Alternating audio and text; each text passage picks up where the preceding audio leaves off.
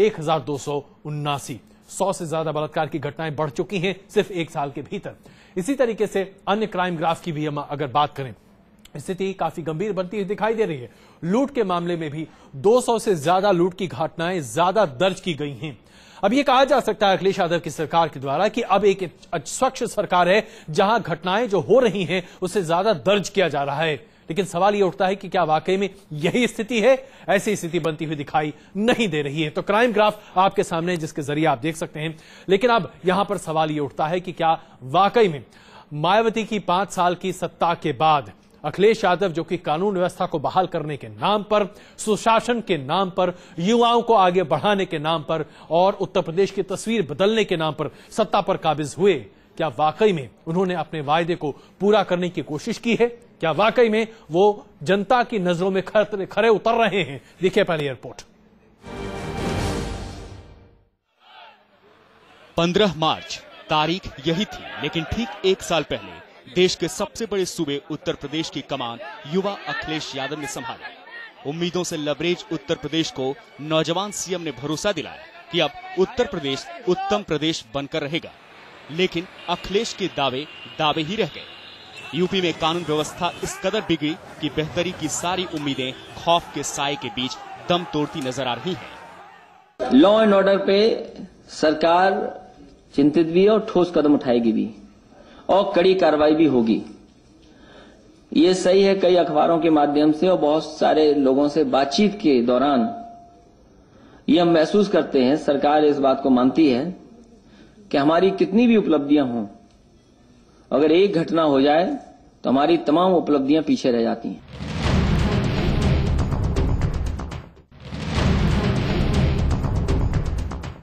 प्रतापगढ़ में ग्राम प्रधान की हत्या पर हुआ विवाद इसका सबसे ताजा उदाहरण रहा। यहां ग्राम प्रधान की हत्या के बाद हालात इतने खराब हुए कि मौके पर पहुंचे इलाके के डीएसपी जियाउल हक की हत्या कर दी गई। हत्या का आरोप अखिलेश सरकार के मंत्री राजा भैया पर लगा और विपक्ष ने अखिलेश सरकार पर जबरदस्त हमला बोल दिया। पूरे उत्तर प्रदेश के लोग दहशत की जिंदगी जी रहे हैं। लूट, डकैती, हत्या, बैंक डकैती, अपहरण, फिरौती की बाढ़ आई है। व्यापारी भी सुरक्षित नहीं है, लड़कियां भी सुरक्षित नहीं है। तो इस तरीके से आज पूरा उत्तर प्रदेश जंगल राज बन गया है। अराजकता का माहौल है, विकास कार्य ठप है और घोषणाएं भी हवाई हुई हैं। हकीकत तो ये है कि 5 साल के लिए चुनी गई समाजवादी पार्टी की सरकार अपराध रोकने के मामले में फिसड्डी साबित हुई है। साल भर में ही क्राइम ग्राफ में जबरदस्त बढ़ोतरी दर्ज की गई। पिछले एक साल के दौरान उत्तर प्रदेश में हत्या के 5400 मामले सामने आए, जबकि बलात्कार की 1279 घटनाएं हुई। लूट की भी 1701 वारदातें सामने आई हैं। हालांकि इस पर अखिलेश की अपनी ही दलील है। और अभी तो एक साल पूरा हुआ है। तमाम विरोधी पार्टी के लोग तमाम तरह की साजिश कर रहे हैं, षड्यंत्र कर रहे हैं। वो जानते हैं कि अगर एक साल में समाजवादी पार्टी इतना काम कर सकती है तो 4 साल में समाजवादी पार्टी उत्तर प्रदेश को कहां ले जाकर के खड़ा कर देगी, इसलिए घबरा रहे हैं।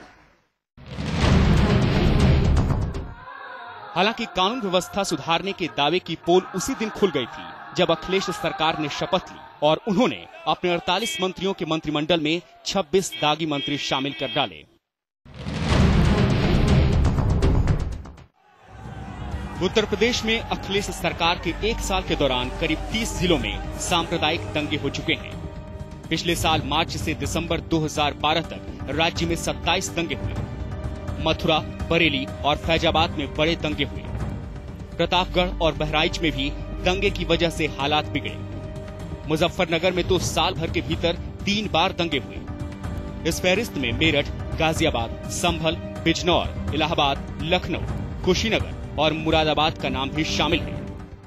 जाहिर है सरकार दंगों को रोकने और सामाजिक सद्भाव बनाए रखने की बड़ी चुनौती में नाकाम साबित हुई है। अनुभव शुक्ला, लखनऊ, न्यूज नेशन। तो अखिलेश यादव आज जब प्रेस कॉन्फ्रेंस कर रहे थे तो अपनी सरकार की तमाम उपलब्धियां गिना रहे थे, मान रहे थे कि कानून व्यवस्था एक बड़ा चिंता का विषय है, लेकिन कहीं ना कहीं कह रहे थे कि अभी तो 1 साल गुजरा है, 4 साल इंतजार कीजिए। तमाम ऐसे मुद्दे हैं जिस पर अभी हम चर्चा करेंगे। वित्तीय स्थिति पर भी चर्चा करेंगे। हमारे साथ समाजवादी पार्टी के वरिष्ठ नेता राजीव राय जी मौजूद हैं और लक्ष्मीकांत वाजपेयी जी बीजेपी के वरिष्ठ नेता इस वक्त उत्तर प्रदेश से हमारे साथ मौजूद हैं। राजीव जी, इससे पहले कि हम आपके पास आए और आपको बधाई दें 1 साल पूरा करने की, लक्ष्मीकांत जी हम आपसे ये जानना चाहेंगे।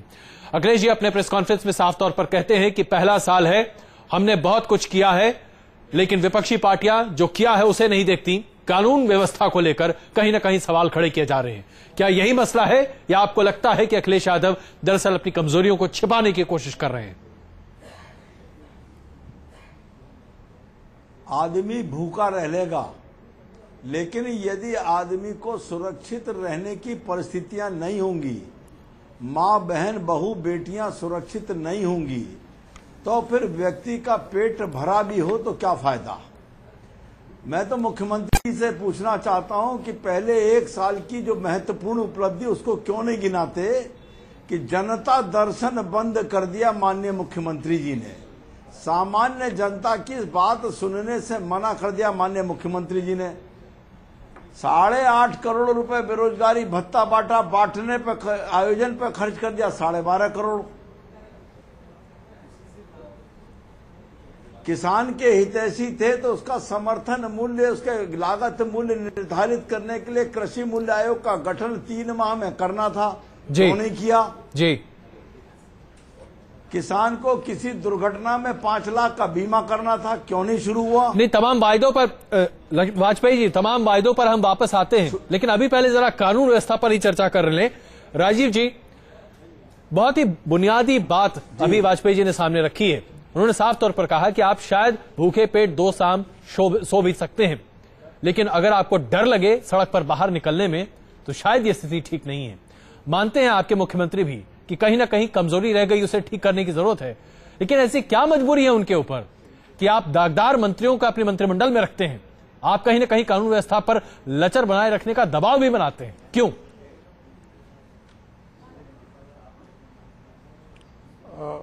अजय जी, 2 बातें हैं। जैसा कि माननीय मुख्यमंत्री जी ने खुद आश्वासन दिया है कि कानून व्यवस्था पर और काम करने की जरूरत है। जितनी हम मेहनत करते हैं, जितनी हम विकास की योजनाएं लाते हैं, 100 अच्छाई को एक कहीं न कहीं कमी साइड में कर देती है। हम स्वयं इस बारे में चिंतित है, लेकिन उसके 2-3 वजह मैं आपको गिनाना चाहूंगा। एक तो ये सच्चाई है, हालांकि मैं जानता हूं कि आप जो ही मैं बोलूंगा आप बोलेंगे, आप राजनीतिक स्टेटमेंट दे रहे हैं। ये सच्चाई है कि पिछले 5 साल की सरकार में जब बसपा की सरकार थी, किसी की हिम्मत नहीं पड़ती थी कि थाने में जाकर अपनी रिपोर्ट दर्ज करा पाए।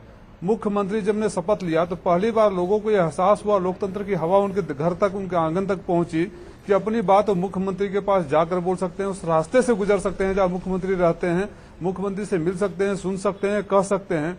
और जो लोग मुख्यमंत्री के पास जाएंगे तो थाने में थानेदार को भी सोचना पड़ेगा कि अगर मैं रिपोर्ट दर्ज नहीं करूंगा तो बात मुख्यमंत्री तक भी जा सकती है। इससे भी संख्या बढ़ी है, जो आप आंकड़े गिना रहे थे। दूसरा वजह जो मैं आकलन करता हूं, इसमें यह रहा जैसे विकास की योजना है, अगर हम कंप्यूटर बांट रहे हैं, हम रोड बना रहे हैं, नहीं विकास की, राजीव जी हम विकास की योजनाओं पर बाद में बात करेंगे।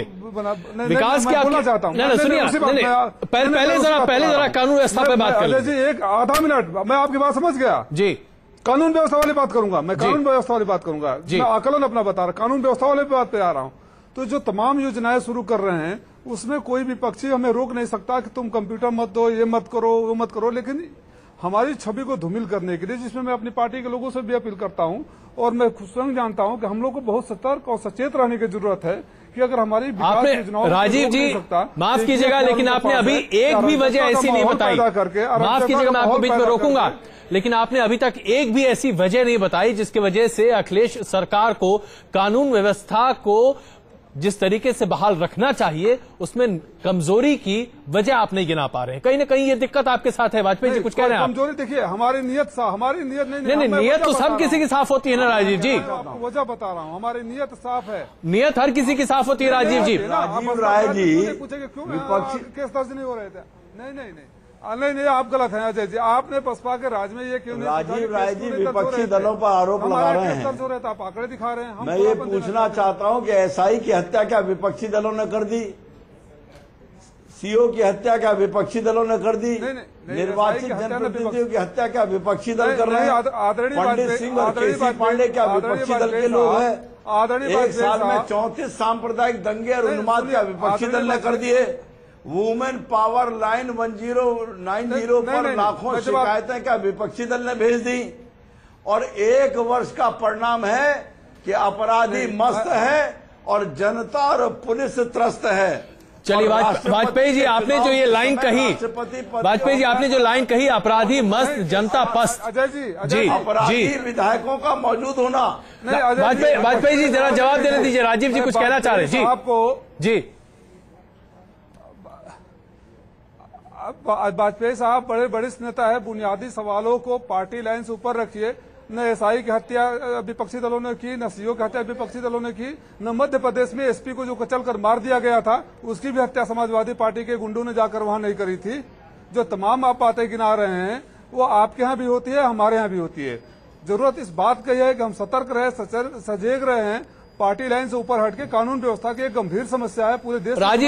राजीव जी माफ कीजिएगा भैया, ये आपकी दलील कहीं गले के नीचे उतरती नहीं है। पार्टी लाइन ऊपर की बात नहीं है, बात यहाँ पर कानून व्यवस्था की है। राजीव जी, या तो आप लोग मान लीजिए कि समाजवादी पार्टी के ऊपर जो लगातार एक आरोप लगा, इसका मैं जवाब दिया। अगर आपको याद, अगर वाजपेयी साहब को याद ये आ रहा है कि सीओ की हत्या या एसआई की हत्या विपक्षी दलों ने की, तो अपने आप याद रखना चाहिए। अगर अपने आप दुरुस्त रखते तो उनको बोलते, लेकिन अच्छा चलिए राजीव जी, वाजपेयी जी माफ कीजिएगा, मैं थोड़ा सा वक्त अपने लिए लेना चाहता हूं। राजीव जी बस एक बात का जवाब दे दीजिए, सरकार चाहे किसी की भी हो, जिस सरकार में भी कानून व्यवस्था को लेकर लगातार आंकड़े बढ़ते दिखाई दें, उस सरकार की कार्यकुशलता पर सवाल उठते हैं, हाँ या ना बताइए।